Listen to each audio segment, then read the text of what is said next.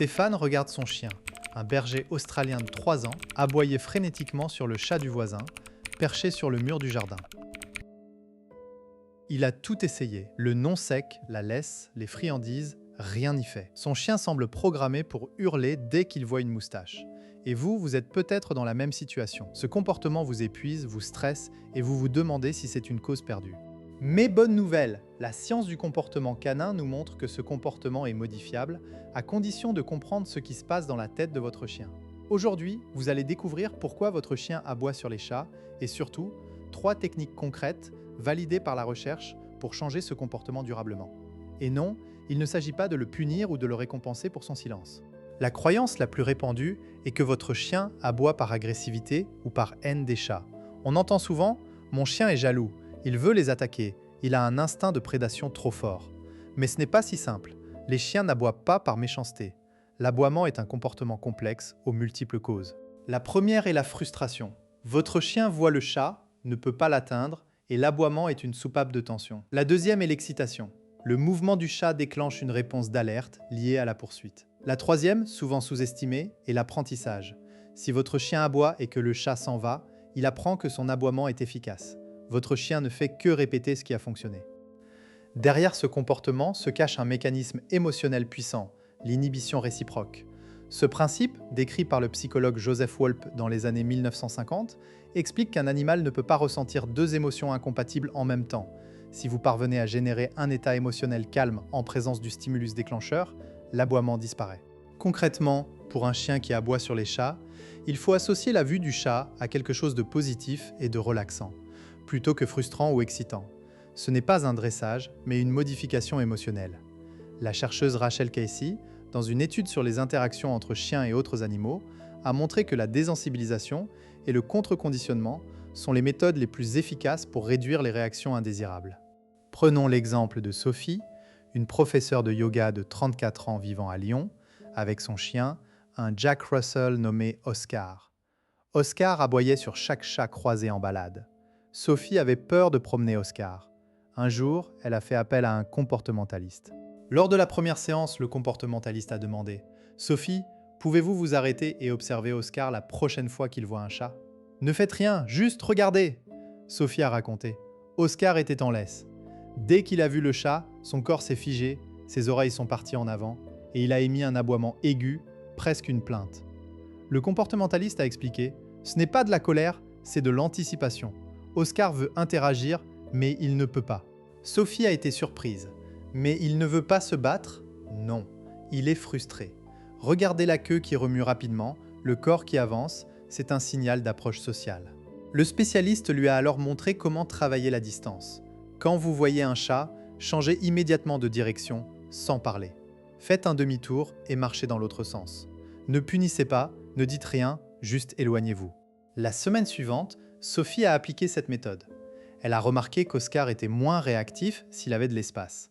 Le comportementaliste a introduit une deuxième étape. Au moment où Oscar regarde le chat sans aboyer, donnez-lui une friandise de grande valeur, comme du fromage. Pas d'ordre, pas de parole, juste la friandise. Sophie a commencé à associer la vue du chat à une expérience positive.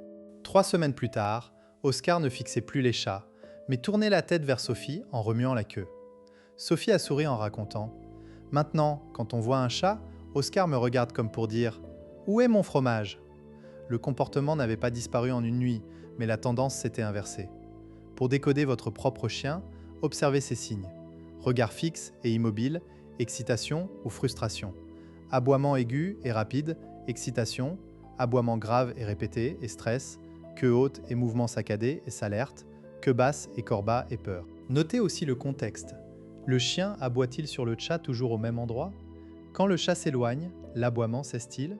Le chien semble-t-il vouloir poursuivre ou fuir? Ces indices vous aident à déterminer la motivation. Si vous ne faites rien, le comportement peut s'aggraver. L'aboiement répété renforce les connexions neuronales et devient une habitude. Le chien apprend que cela fonctionne pour éloigner le chat ou pour attirer votre attention. Avec le temps, le seuil de réactivité baisse, votre chien aboie non seulement en présence du chat, mais aussi en entendant un bruit qui ressemble à un miaulement. De plus, le stress chronique lié à la frustration peut générer des problèmes de comportement secondaire. Destruction, agressivité redirigée ou aboiement excessif en général.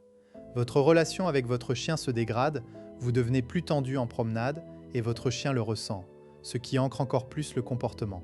Technique numéro 1, la désensibilisation à distance. Le but est de trouver la distance à laquelle votre chien voit le chat sans réagir. Ensuite, vous vous approchez progressivement, centimètre par centimètre, en vous arrêtant dès qu'il montre un signe d'alerte. Exemple, si votre chien réagit à 50 mètres, commencez à 60 mètres, donnez une friandise à chaque regard vers le chat, sans aboiement. Avancez de 2 mètres chaque jour. Ne forcez jamais. Au bout d'une semaine, vous serez peut-être à 40 mètres sans aboiement. Technique numéro 2, le signal de relâchement. Avant de voir un chat, apprenez un signal comme « regarde-moi » ou « touche » du bout du nez. Utilisez-le pour rediriger l'attention. Exemple, au moment où le chat apparaît, dites « touche » en présentant votre main. Dès que le nez touche, donnez une friandise. Cela crée une réponse conditionnée qui remplace l'aboiement. Pratiquez d'abord sans chat, puis à distance, puis en présence réelle. Technique numéro 3, la rotation de situation. Changez l'environnement pour éviter le déclencheur. Par exemple, si votre chien aboie par la fenêtre quand le chat traverse la rue, bloquez la vue avec un film adhésif opaque ou déplacez le canapé. Si les aboiements surviennent dans le jardin, installez un parcours d'obstacles pour occuper votre chien avant que le chat n'apparaisse. Planifiez des promenades à des heures où les chats sont moins actifs. Vous pourriez penser « j'ai déjà essayé la désensibilisation, ça n'a pas marché ». Plusieurs raisons, vous êtes allé trop vite, la friandise n'était pas assez motivante, ou vous avez utilisé l'ordre « assis » au lieu de laisser le chien libre de choisir. Vérifiez ces points, le contre-conditionnement doit être émotionnel, pas mécanique. Autre objection, mon chien aboie même quand le chat est loin, je ne peux pas gérer la distance. Utilisez un leurre, un jouet qui ressemble à un chat, ou une vidéo de chat. Commencez avec un écran à faible volume, puis augmentez progressivement. Cela permet de travailler en intérieur, en contrôle total. Enfin, vous craignez peut-être que votre chien devienne trop dépendant des friandises. C'est une confusion. Les friandises sont un outil temporaire pour associer le stimulus à une émotion positive. Une fois l'association faite, vous pourrez réduire progressivement leur fréquence. L'objectif est que le calme devienne la réponse par défaut. L'aboiement sur les chats n'est pas une fatalité. Il repose sur un mécanisme émotionnel que vous pouvez influencer. En comprenant la frustration, en appliquant la désensibilisation et en utilisant des signaux de redirection, vous pouvez transformer ce comportement. Alors, la prochaine fois que votre chien aboie, au lieu de vous énerver, demandez-vous quelle émotion se cache derrière et agissez en conséquence. Si cet épisode vous a été utile, abonnez-vous à la chaîne et activez la cloche pour ne pas manquer les prochaines vidéos. Partagez en commentaire vos astuces ou vos questions. Merci d'avoir regardé.